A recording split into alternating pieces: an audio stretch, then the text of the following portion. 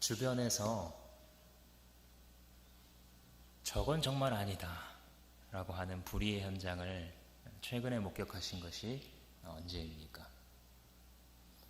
우리가 살아가는 이 세상은 하루가 멀다 하고, 아니 한나절이 멀다 하고 우리의 치를 떨리게 하거나 우리를 깜짝 놀라게 하는 부조리한 사건들로 가득한 그러한 세상입니다. 그 중에서도 최근 우리 대한민국 국민들의 눈길을 크게 끌고 있는 사건 중에 하나는 바로 대우조선해양 비리입니다. 이것은 전문가들이 분석하면서 혀를 차며하는 말이 비리 백화점과 같다라고 하는 사건입니다.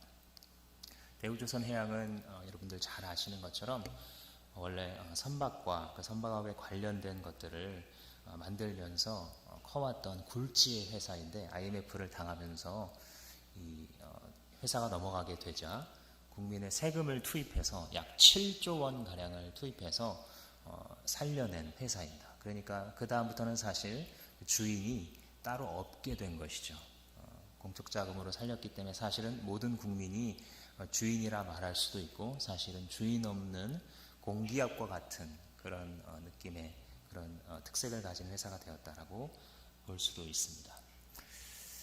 여러분들이 내신 세금에 7조 원이 들어갔다, 조금 더 감이 오게 설명을 해보자면 5천만 명의 국민이 모두가 14만 원씩 이 기업에 주신 겁니다.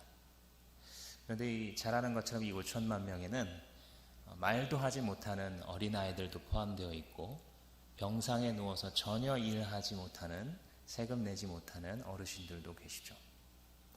따라서 일을 할 수 있는 우리나라의 근로자가 약 1,800만 명이라고 하는데, 어떤 일을 하든 간에 그 근로자의 수로 다시 나누어 보면 한 사람이 약 40만 원 정도를 이 회사에 평균 준 셈입니다. 여러분들 가운데 직장이 있으시거나 아르바이트를 하시거나 하셨던 분들은 여러분들의 세금으로 적게 내고 많게 내고 했지만 평균적으로 40만 원을 이 대우조선해양이라는 우리가 잘 알지는 못하는 그 회사에 주신 셈입니다. 그러면 마땅히 이 회사는 이제 정신을 차리고 어떻게 해야겠습니까? 잘 경영을 해서 다시 이 사회에 환원하는 그런 일을 해야 마땅하겠죠. 근데 이제 비극은 여기서 시작됩니다. 임원이면 임원, 사장이면 사장, 직원이면 직원에 이르기까지 각 계층에서 자기가 뽑아먹을 수 있는 모든 방법이 다 동원되고 그게 지금 하나씩 밝혀지고 있는 겁니다. 예를 들어서 5조 원대의 분식회계를 했다고 하는데, 회사가 적자가 났는데 5조 원이 흑자가 난 것처럼 해서 성과급을 받게 되는 거죠. 그래서 이 성과급을 받은 것이 몇 년 동안만 약 3천억 원에 해당한다고 합니다. 그러니까 임원부터 이 직원들까지 꽁돈이 1,000만 원에서 많게는 몇 억까지 받고 있었는데, 우리 회사는 흑자를 내고 있어라고 믿고 있었다는 거죠. 근데 그것이 다 거짓 회계에서 비롯됐다는 것입니다. 또 제일 꼭대기에 앉아있는 사장이라는 분은 유령 회사를 만들어서 회사에 있는 모든 일감을 다 몰아주고, 그것도 모자라서 계속해서 공금을 횡령하는 식으로 해서 100억 원대의 이익을 거둡니다. 직원들은 어떻게 했냐면 돈을 다룰 수 있는 위치에 있는 사람들마다 다 현금을 가져갔는데, 한 차장급의 인사는 이곳에서 약 8년 동안 단 한 번도 적발되지 않고 180억 원을 빼앗갔다고 합니다. 그러니까 위에서부터 아래에 이르기까지 그야말로 주인 없는 돈, 눈먼 돈을 각자 다 빼앗먹은 건데, 그게 결국은 우리들의 세금에서, 우리들의 주머니에서 나온 것이죠. 우리는 살아갈 때에 소매치기 보고 참 나쁜 사람이다, 옷가게에서 옷 좀 훔쳐가는 사람들 보고 참 저 사람 인간 말종이다 라고 말하는데, 그것과는 비교할 수 없는 더러움과 악함이 벌어지고 있는 것입니다. 여러분들은 이런 현실 혹은 이런 뉴스, 적나라한 그 면들을 들으실 때에 어떤 생각이 드십니까? 부러우십니까? 아니면 답답하고 화가 나십니까? 이렇게 큰 얘기 말고 우리 주변에서도 이러한 부조리한 현실 때문에 답답한 경우들은 참 많이 있죠. 수업도 안 들어왔는데 분명히 저 학생은, 그리고 조별 과제 할 때도 별로 참석을 안 했는데 나중에 성적을 받은 거 보면 나보다 훨씬 잘 나왔을 때 알고 보니까 시험 볼 때 맨 뒤에서 컨닝 해가지고 전 과목을 A 받고 장학금까지 받은 학생이었다는 것을 알게 됐을 때,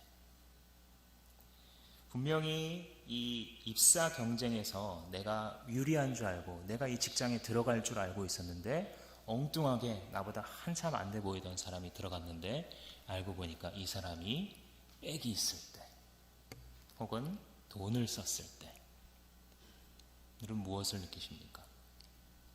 동료가 같은 회사에서 열심히 일하면서 나보다 먼저 승진하고 나는 승진이 누락됐는데 알고 보니까 이 동료는 내 아이디어를 마치 자기가 낸 아이디어인 것처럼 포장해서 상사의 눈에 들고 그 상사에게 잘 아첨해서 그 승진의 길이 열렸다는 것을 알았을 때 여러분 무엇을 느끼십니까? 이런 일들은 하도 비일비재하게 벌어지는 일들이라 더 이상 거론할 필요도 없을 것입니다. 한마디로 우리가 살아가는 이 세상은 불의가 지배하는 세상입니다. 불의와 손잡지 않으면 잘 먹고 잘 살기 힘든 세상입니다. 이 세상을 살아갈 때에 정상적인 사람이라면, 눈이 열려있는 사람이라면 화가 날 수밖에 없습니다. 불공평함과 부조리함에 대해서 마음이 답답할 수밖에 없고, 이게 인생인가? 이런 생각을 할 수밖에 없게 됩니다. 식료품을 사러 나가서 과일 하나 집기에도 이거 살까 말까 생각하는 것이 우리네 삶인데, 어떤 사람들은 불의를 통해 떵떵거리고 살아가고 있는 그 모습이 얼마나 열받고 뚜껑 열리고 화나게 하는 일인지. 그래서 오늘 이 시편 기자도 악을 행하는 자들 때문에 불평하는 우리의 심리에 대해서, 우리의 마음 상태에 대해서 다루고 있는 것입니다. 시편 다른 곳에서는 다윗이나 혹은 다른 시인이 여러 번 불평을 하죠. 그런데 오늘 시에서는 그 불평에 다른 길이 있다는 것에 대해서 가르치고 있는 시편입니다. 우리의 질문은 이것입니다. 하나님, 그럼 우리는 어떻게 살아야 할까요? 이렇게 불의가 지배하고 부조리가 판치는 세상에서 나는 어떻게 살아남아야 됩니까? 이것이 우리의 질문입니다. 많은 사람들은 두 가지 중 하나를 합니다. 어떻게 하면 나도 그들 중에 일부가 되어서 그 이익의 일부를 가질 수 있을까? 그들을 부러워하는 거죠. 혹은 질투하는 거죠. 또 하나는 불평하는 것입니다. 에이, 저 나쁜 놈들, 이 더러운 세상 더 이상 살아서 뭐해, 대충 되는 대로 살아가자. 불평하거나 인생의 끈을 놓아버리는, 좌절하는 그런 선택들을 사람들이 많이 합니다.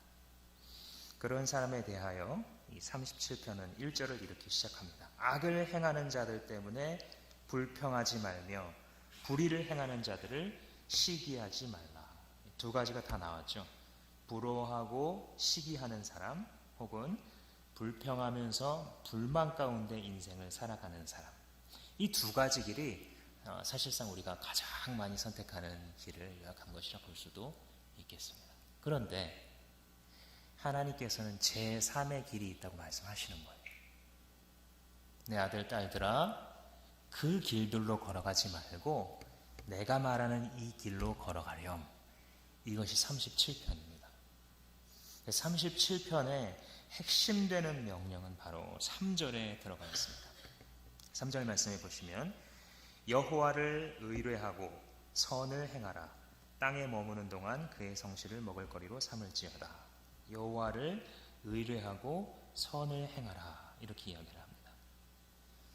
이것이 하나님께서 주시는 제3의 길인데, 언뜻 우리가 생각하면 하나님을 의뢰하고 선을 행하라고? 그러면 나만 손해 아닌가? 다들 눈먼 돈 조금 양심을 구부려서 다 먹고 잘 살아가는데 나만 선을 행하면 이 뭐가 의미가 있는가? 이 세상을 무슨 바꿀 수 있기나 하나, 아니면 내가 더 잘 먹고 살 수 있기나 하나, 이런 생각을 우리가 할 수 있습니다. 근데 그럼에도 불구하고 하나님께서 주시는 명령을 우리가 한번 기억해 보겠습니다. 그것은 뭐냐면 나를 믿고 계속 선의 길로 걸어가라. 이게 하나님 주시는 길입니다. 여호와를 의뢰하고 선을 계속 행해라. 이게 하나님이 주시는 길이라는 것입니다. 여기서 지금 의뢰한다라고 할 때 쓰여진 이 단어는 시편이나 구약성경에서 참 많이 나오는 단어인데요. 의뢰한다, 하나님을 의뢰한다라고 할 때 이 뜻은 무엇이냐면 안전함을 느끼는 거예요. 내가 상상할 수 없는 커다란 그 바위 밑에 숨어서 폭풍우가 지나가기를 기다릴 때의 그런 심정, 거대한 힘 혹은 후원자가 내 곁에 내 뒤에서 딱 뒤를 받쳐주고 있을 때 내가 느끼는 감정, 아 이분한테 기댔으니까, 아 이 바위 밑에 숨어지니까 죽지 않겠구나, 아 이분이 내 뒤를 딱 잡아주고 계시니까 내가 결코 망하지 않겠구나 느끼는 그 안전감, 이것이 바로 의뢰입니다. 여호와를 의뢰하라라는 것은 하나님 뒤에 하나님께 기대어서 안전함을 느끼라. 너의 눈이 열리면 하나님이 누구이신지 너가 알게 될 텐데 그분을 경험하고 그분을 신뢰하게 될 때에 너는 안정감을 느낄 거야. 그러니까 계속해서 걸어가. 그 길이 맞아. 그 길을 걸어가 라고 말씀하고 계신 것입니다. 이 말씀을 하시는 이유는 주님은 너무나도 잘 알고 계시기 때문이에요. 이 세상의 불의가 심하다라는 것도 아시고 그 불의에 우리가 선한 마음을 품고 시작했다 할지라도 몇 걸음 가지 않아서 다시 한번 좌절하고 지치고 진절머리 날 수밖에 없다라는 것을 주님 알고 계셔요. 그래서 우리에게 재차 찾아오셔서 얘야 틀리지 않았어. 너가 선택한 그 길, 그 방법, 나를 신뢰하고 걸어가는 길 맞으니까 계속 걸어가렴. 안정감을 느껴. 그리고 걸어가렴 라고 주님께서 말씀해 주시는 것입니다. 특별히 우리가 삶의 어떤 중요한 단계를 넘어갈 때마다 우리는 흔들립니다. 그래 어릴 때는 뭐 예수님이 다 해주시는 줄 알았는데 알고 보니까 공부 안 하면 헛발이구나. 그래도 청소년 청년 때는 열심으로 주님께 봉사하고 그러면은 좋은 줄 알았더니 그래봤자 남는 거 하나도 없네. 삶의 고비 혹은 새로운 단계로 넘어갈 때마다 우리의 믿음은 다시 흔들립니다. 새로운 현실, 이전에 보지 못했던 현실의 악함과 혹은 처절함을 볼 때에 우리의 믿음을 다시 한번 점검할 시험의 자리가 찾아오는 것이기 때문이죠. 그래서 우리는 그때마다 다시 한번 주님, 아무도 모를지라도 주님은 알고 계시죠. 내가 왜 이 길을 선택했는지, 내가 왜 이 방법으로 살아가기로 결정했는지 주님은 아시죠. 주님, 길은 보이지 않지만 이렇게 걸어가면 나만 손해인 것 같지만 그래도 주님을 의지합니다. 왜냐하면 주님이 내 등 뒤에 서 계심을 나는 믿기 때문입니다. 이렇게 말하기를 주님이 기대하신다는 것입니다. 그래 내 아들아, 그래 내 딸아, 네 믿음이 맞다, 네 길이 옳다, 안정감 속에 기뻐하며 걸어가렴 주님께서 말씀해 주신다는 것입니다. 이것이 37편에서 우리가 결론적으로 여러분들이 얻어가셔야 할 하나님의 명령입니다. 내 자녀들아, 믿음의 길을 걸어가기로 했다고 한다면 삶의 고비마다 나타나는 그 불평거리들 속에서도 속지 말고 다시 한번 또 현혹되지 말고 끝까지 걸어가라. 나를 믿고 선을 행하라. 이것이 여러분들이 들으셔야 할 하나님의 음성인 줄 믿습니다. 그 다음 우리의 질문은 무엇이냐면 어떻게 하면 그런 삶 살 수 있습니까? 하나님, 어떻게 하면 하나님을 의뢰하고 계속 선의 길을 걸어가는 그런 인생길을 걸어갈 수 있겠습니까? 이렇게 우리는 묻습니다. 거기에 대하여 37편을 통해 주시는 하나님의 말씀은 약 3가지 정도로 정리를 해볼 수 있을 것 같습니다. 첫 번째는 나의 성실함을 먹고 마셔라. 나 여호와 하나님의 성실하심을 먹고 마셔라. 두 번째는 나에게 네 인생길을 맡겨라. 세 번째는 나를 기뻐하는 자가 되거라. 이 세 가지입니다. 하나씩 살펴보도록 하겠습니다. 3절 하반절에 땅에 머무는 동안 그의 성실을 먹을거리로 삼을지어다 라고 말씀하고 있습니다. 참 영광스러운 말씀입니다. 그의 성실을 먹을거리로 삼을지어다. 번역을 참 잘한 번역이라고 생각합니다. 여기서 먹을거리로 삼을지어다 라고 했을 때 이 뉘앙스는 무엇이냐면, 목자가 양떼나 소떼를 끌고 푸른 풀밭으로 쫙 데리고 갑니다. 물을 먹이기도 하시고, 또 정말 이 풀들이 잘 자라난 그 토양 위에다가 쫙 눕히고, 여기서 먹어라. 그럼 너네 정말 맛있고 배부를 거야 하면 그때부터 양들이 뜯어먹습니다. 영문도 모른 채 살이 토실토실 오르고 건강해져 가죠. 그렇게 풀을 뜯어먹는 뉘앙스가 들어가 있습니다. 먹으라라는 것이 좀 가깝게 직역하자면 뜯어먹어라. 그의 성실을 뜯어먹어라. 일순간 우리를 주님의 양으로 비유하시면서 주님의 성실을 뜯어먹으면서 살아가면 그런 삶 살아갈 수 있어. 이렇게 주님께서 말씀해주고 계신 것입니다. 그러니까 3절 상반절에서는 하나님을 의뢰하라고 했는데, 여기 하반절에서는 한 걸음 더 나아가서 그분의 성실을 즐기면서 먹고 마시면서 살아가거라 라고 말씀하고 계신 것입니다. 마치 이 양이나 소가 이 싱싱한 꼴을 먹고 살이 오르고 튼튼해지는 것처럼 변치 아니하시는 하나님의 신실함을 우리의 영혼은 먹어야만 강해진다는 것입니다. 우리는 변하지 않는 하나님의 그 성실하심을 우리의 먹을거리로 삼고 우리의 매일 밥을 먹는 것처럼 떠먹을 때에 우리의 영혼에 힘을 얻게 된다는 것입니다. 여러분들, 광우병 사태가 불거졌을 때 사람들이 참 깨름직하게 여겼던 부분이 광우병의 발병 원인이었죠. 정확한 결과가 아직 원인이 밝혀진 것은 아닌데, 사람들이 추정하기로는 광우병이 걸리는 그 소의 뇌가 녹아내려서 이 소가 이상한 행동을 하다 죽는 것이 광우병이지 않습니까? 그 원인으로서 동물 사료를 많은 사람들이 지목하고 있죠. 그러니까 원래는 소가 초식동물로서 이 풀을 먹게 되어 있는데, 초식을 하는 게 아니라 육식을 하게 되는 거예요. 인간들의 욕심 때문에. 풀을 주려면 너무 비용이 많이 들으니까 대충 소 다 고기 팔고 남은 소의 부산물을 닭한테 먹여서 닭이 쏟아오는 그 배설물을 가지고 다시 소한테 먹이는, 그러니까 육식을 하게 되는 거죠. 소가 소를 먹는 것일 수도 있고요, 소가 닭을 먹는 것일 수도 있습니다. 그렇게 자연의 질서를, 하나님 주신 질서를 파괴했을 때 그것이 잘못된 것인지 그러한 일이 있게 됩니다. 그러니까 이 동물성 사료는 소의 먹을거리가 아닌 것이죠. 우리들의 먹을거리는 불평과 시기가 아닙니다. 인간은 그것으로 살아갈 수 없다는 것이에요.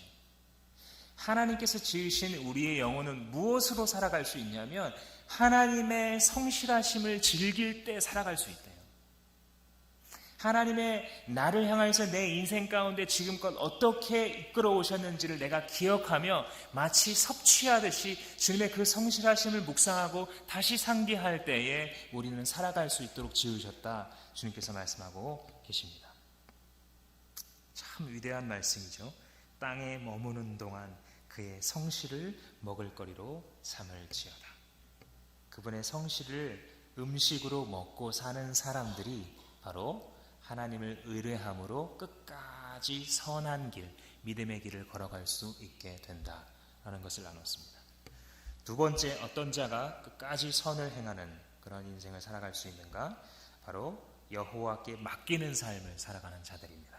5절 말씀해 보시면, 내 길을 여호와께 맡기라. 그를 의지하면 그가 이루시고 라고 말씀하십니다. 내 길을 맡기라 할 때 이 맡기다라는 단어는 직역을 하자면 굴리다 혹은 굴려보내다, 이런 뜻입니다.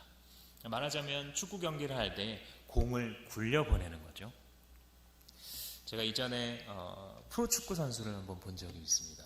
군복무를 할 때에 공군사관학교에서 생도들의 이 축구를 지도하기 위해서 당시에 매우 잘 나가고 있었던 최성국 선수라는 그때는 꽤 유명했던 선수가 있습니다. 이 선수가 와서 생도들에게 축구를 가르쳐줬죠. 그래서 볼은 이렇게 차고 패스를 받을 때는 발을 디딤을 어떻게 해서 패스를 하고 이걸 지도해주면서 생도들의 그 기술을 발전시켜주는 걸 봤는데, 그러다가 이제 시합을 하게 됐습니다. 시합을 하게 됐는데 생도들도 이 체력이 엄청납니다. 정말 잘 뛰고 축구를 꽤 잘하는 거죠.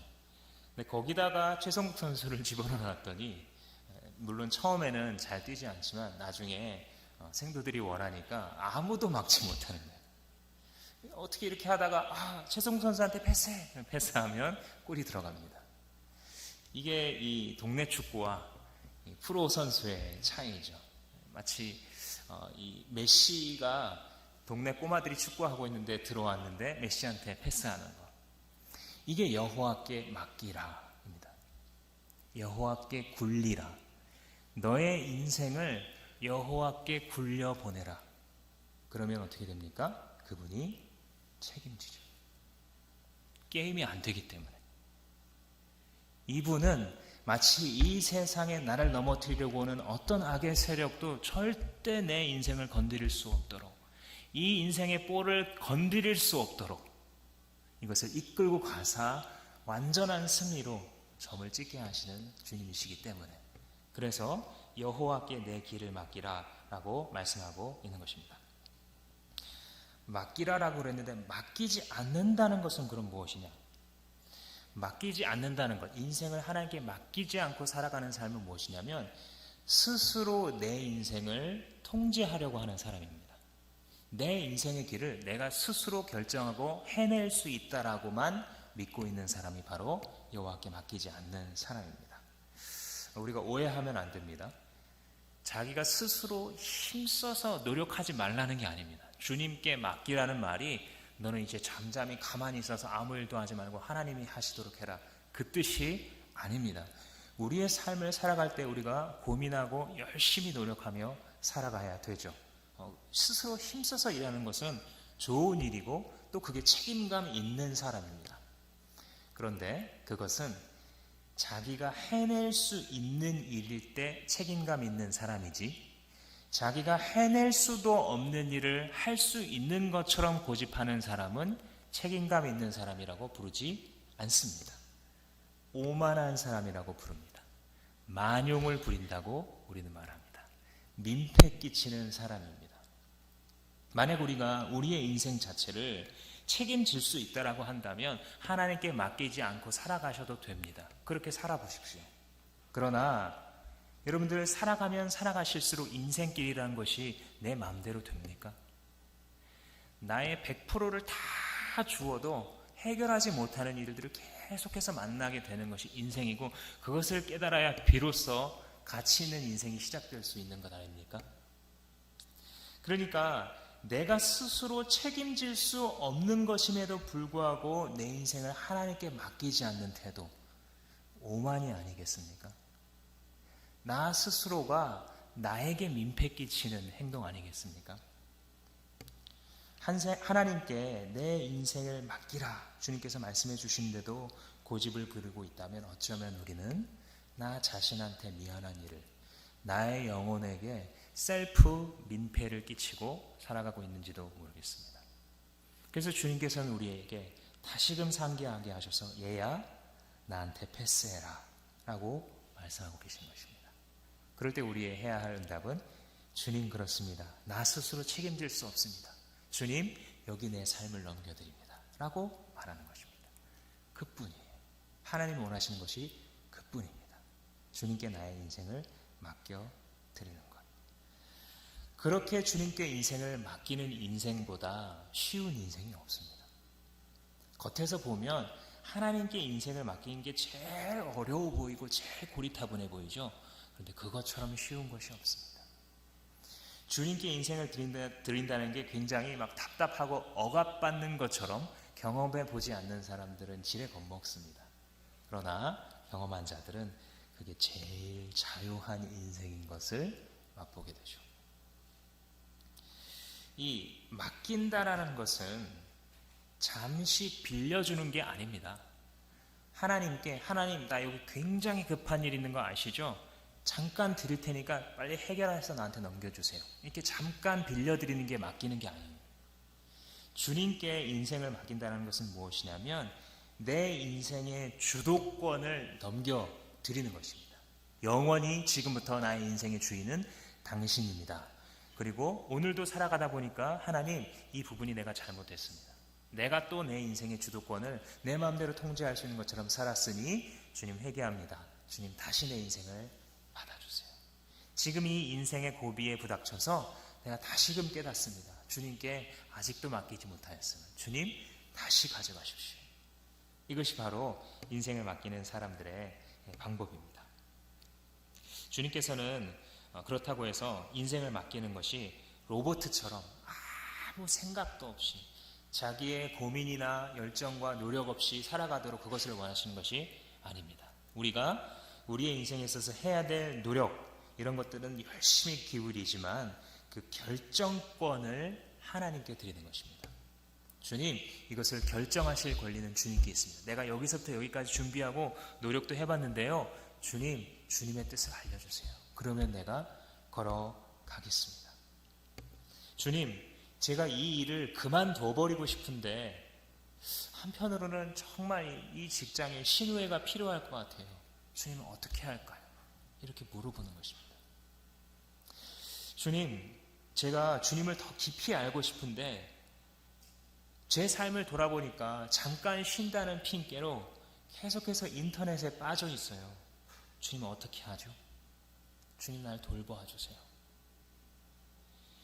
주님, 이번에 단기 봉사를 가려면 제가 올 여름 휴가는 가기 힘들어지는데 주님 어떻게 할까요?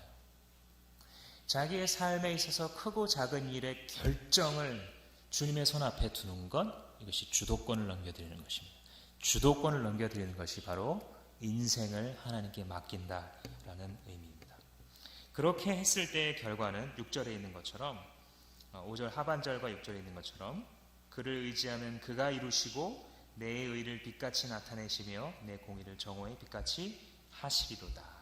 의를 나타낸다라는 것은 무엇이냐면 옳다 인정함을 받는 거예요. 내 의를 드러내주마라는 뜻은 뭐냐면 너가 결정한 것이 옳다라고 하나님의 인증을 받게 되는 것입니다. 얘야, 네가 결정한 그 길이 맞다라고 하나님께서 확인 도장을 찍어 주시는 거죠.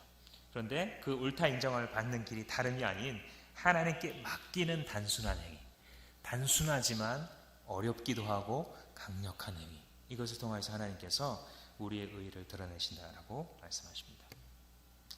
가만히 본문을 계속해서 보면 인생의 주도권을 하나님께 맡기는 사람들의 특징 두 가지가 보입니다. 하나는 인내하는 거예요. 7절 말씀해 보시면 여호와 앞에 잠잠하고 참고 기다리라, 이렇게 이야기를 합니다. 하나님께 인생을 맡기는 사람은 마치 요셉이 형들에 의해서 죽을 뻔하다가 팔려가서 노예로 살아가다가 또 강간미수범의 이 오명을 입기도 하고, 그러나 결국은 애굽 총리에게 발탁되어서 큰 인물로 서기까지 사실은 그에게 고난의 시간이 훨씬 더 길었습니다. 우리가 흔히 좋은 줄 알고 아이들 이름을 요셉이라고 지으면서 요셉처럼 큰 자가 되라 라고 말하는데, 저는 그런 말을 들을 때 마음속으로 괄호를 치면서 과연 요셉의 삶을 담고 싶을까요? 그가 당한 고난이 너무 힘들기 때문에. 그러나 분명한 것은 요셉은 인내한 자였죠. 그 긴 기간을 해산의 고통으로 기다림으로써 결국은 하나님의 축복을 받은 그러한 사람입니다.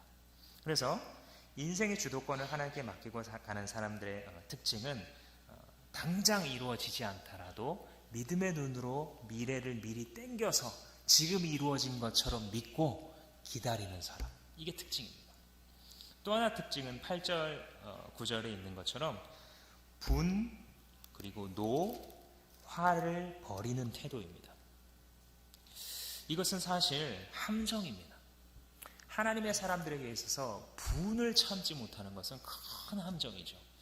사람은 자기가 믿고 있는 바가 이쪽 길로 가야 된다고 생각을 하면서도 한번 화가 나고 한번 배알이 상하면 알면서도 반대길로 가고 싶어하는 그런 감정을 갖고 있습니다.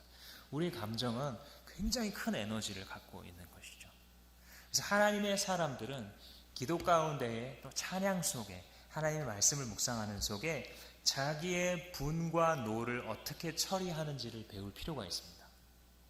이것을 처리하지 않으면 우리는 항상 함정에 빠지게 되고 성경에서 지금 이야기하는 것처럼 불평이나 시기, 분노를 폭발함, 그리고 악으로 되갚음 이런 것들로 쓴 열매를 내게 되죠.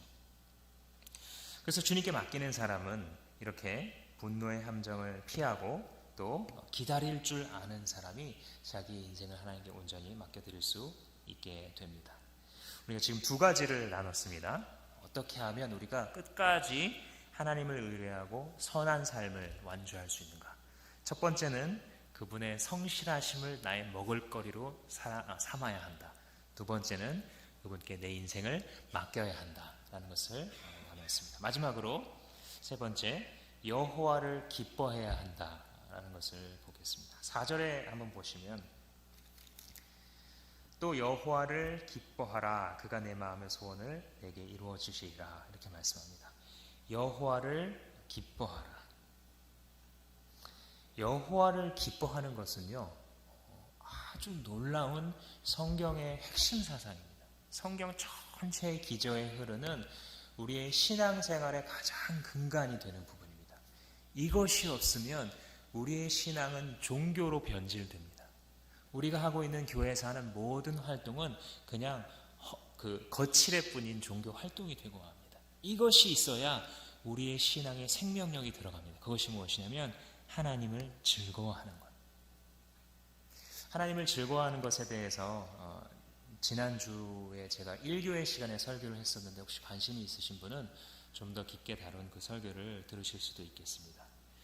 요약해보자면 하나님을 기뻐한다라는 것은 무엇이냐면 하나님 자체를 좋아하는 거예요. 스스로한테 한번 물어보세요.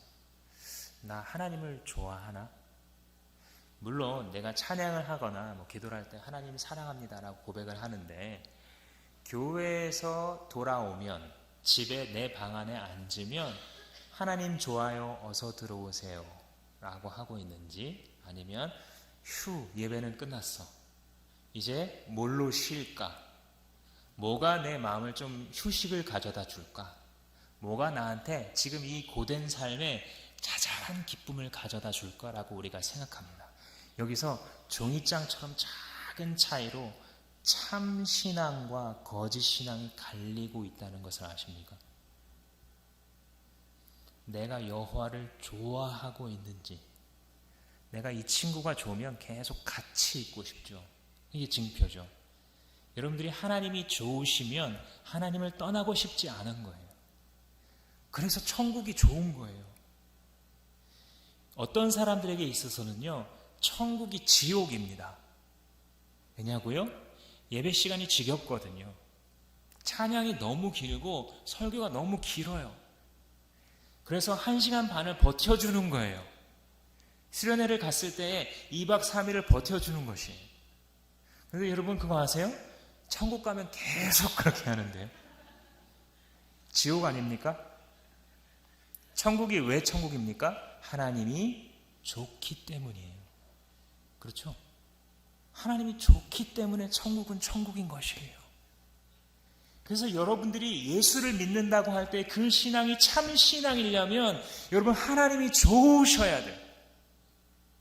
여러분들 마음 가운데 하나님이 좋으면요 기뻐하고 감사하세요. 여러분들 마음 가운데 이것이 없다고 여겨지면 탄식하며 하나님께 부르짖으세요. 오 하나님 내 안에 어째서 주님을 좋아하기를 바라는 마음조차 없습니까?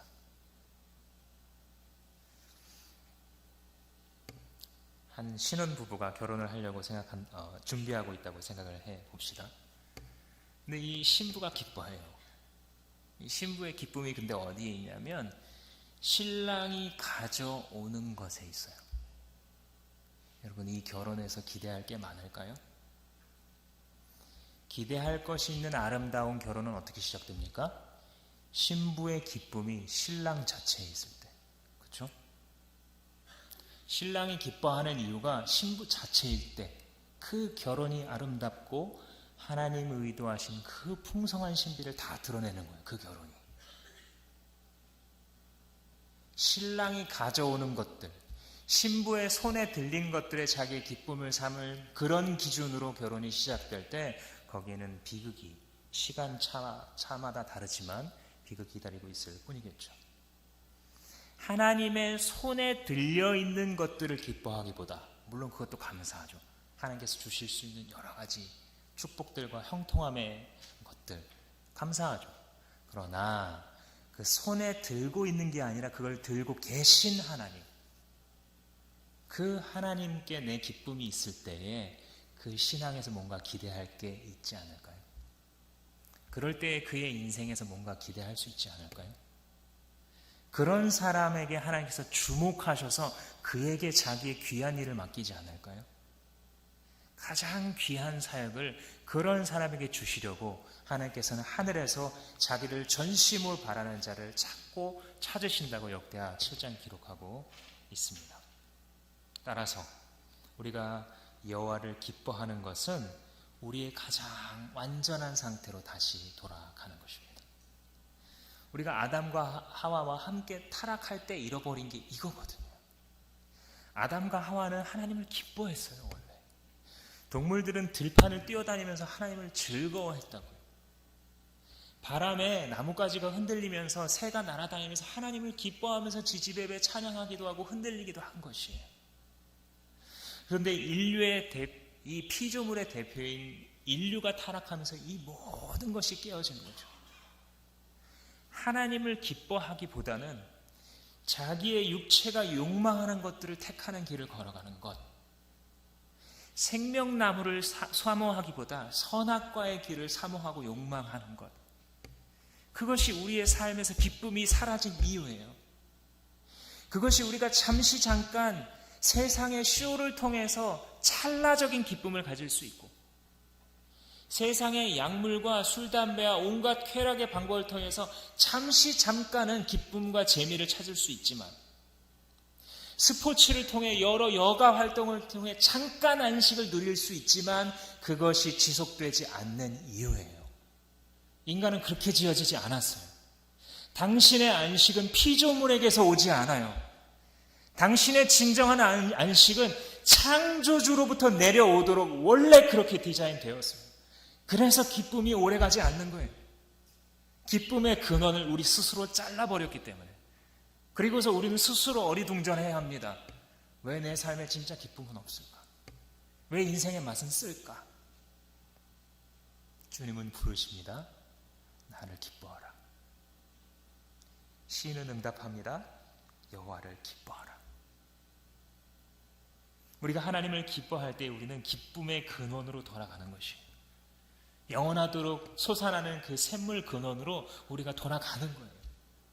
그래서 우리의 영혼이 답은 알 수 없지만 끝없이 찾아오고 또 찾아왔던 그 완전한 기쁨과 안식을 비로소 찾는 거예요. 여호와를 기뻐하는 이 길을 찾게 되었을 때 우리가 이 길을 사모해야 하지 않겠습니까? 우리가 이렇게 여호와를 기뻐하는 그러한 삶의 길을 사모하고 그 길을 걸어갈 때에 바로 우리는 선을 끝까지 행할 힘을 갖게 되는 것입니다.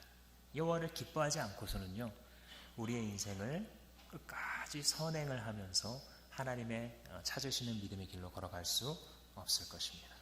하나님을 기뻐하는 것을 그쳤을 때 우리는 선한 삶을 살아갈 에너지가 떨어졌음을 느낄 것입니다. 이런 자의 결말에 대해서 나누고 마치려고 합니다. 이렇게 하나님의 성실을 먹을거리로 삼고 자기의 인생의 주도권을 여호와께 맡기고 하나님을 기뻐하는 이 다른 대안을 선택한 사람들에게 오는 인생의 결과가 무엇이냐면 4절과 9절에 기록되어 있습니다. 4절에 보시면 그가 내 마음의 소원을 이루어 주신다. 우리의 마음에 바라는 바를 이루어 주신다는 것이죠.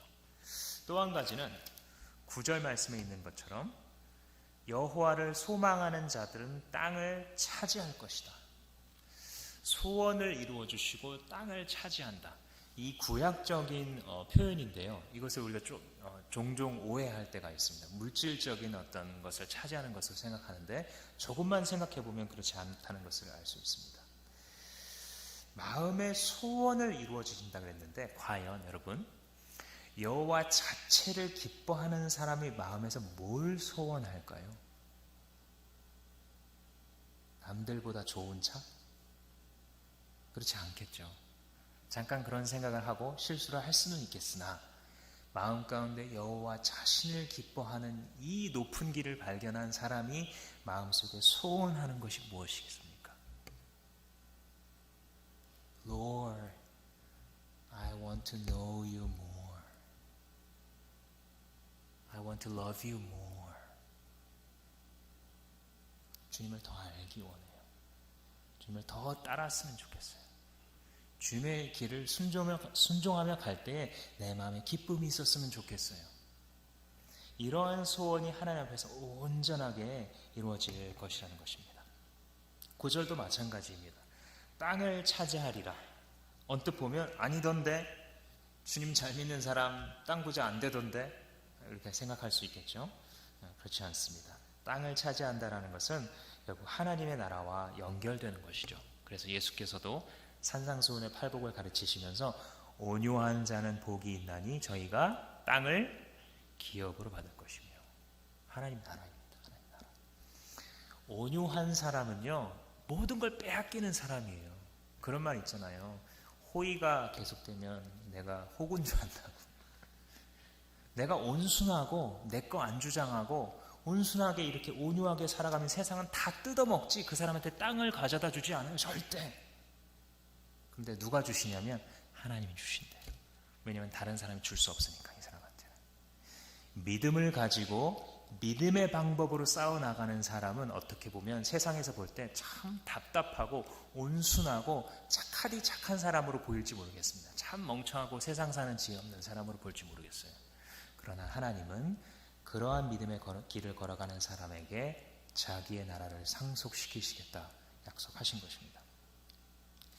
말씀을 맺겠습니다. 사랑하는 성도 여러분, 여러분들에게 두 갈래의 길이 있습니다. 이 부조리와 불공평으로 가득한 이 세상, 우리가 죽을 때까지 바뀌지 아니할 이 더러움의 세상을 걸어가는 두 가지 길. 하나는 여러분도 그 불의에서 이익을 취하는 길을 걷는 것입니다. 혹은 불평하며 끊임없이 좌절하는 길을 걷는, 그것이 한 가지입니다. 또 하나는 하나님을 믿기 때문에 선한 삶을 살아가기로 작정했던 그 삶을 밀고 나가는 겁니다. 삶의 고비 단계마다 그냥 밀고 나가는 것이에요. 왜냐? 하나님을 신뢰해서 안정감을 느끼기에. 그렇게 살아가기로 소망하시는 분이 있으시다면 반드시 하나님의 성실하심을 먹고 사십시오. 하나님께 당신의 인생을 굴려보내십시오. 하나님께 패스하십시오. 그리고 그 하나님 자신을 기뻐하며 즐거워하며 그분을 좋아하기를 갈망하십시오. 그럴 때에 하나님께서 두 팔 벌리고 우리를 기다리시고 안아주시는 줄로 믿습니다. 그렇게 살아갈 때에 우리 공동체가 그러한 신자들로 하나님을 기뻐하고 하나님을 신뢰하기에 선한 삶의 길을 끝까지 완주하는 사람, 그렇게 하려는 소망하는 자들로 가득할 때에 이 교회 공동체를 통해 주님께서는 계속해서 복음이 달려가게 하실 줄 믿습니다. 이 시간에 잠시 함께 찬양하시겠습니다.